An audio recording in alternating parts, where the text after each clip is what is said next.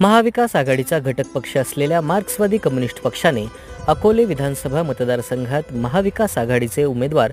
अमित भांगरे यांचा झंझावती प्रचार सुरू केला आहे। उमेदवार भांगरे यांनी लोकशाही, संविधान आणि धर्मनिरपेक्षतेचे रक्षण व्हावे, शेतकरी, शेतमजूर, कामगार, कष्टकरी व श्रमिकांच्या बाजूने आर्थिक धोरणे राबवली जावीत, लुटारू, भांडवलदार व कॉर्पोरेट कंपन्यांच्या विरोधात त्यांची बाजू घेणाऱ्या सरकारच्या विरोधात श्रमिकांच्या सुरू असलेल्या संघर्षाला बळ मिळावे,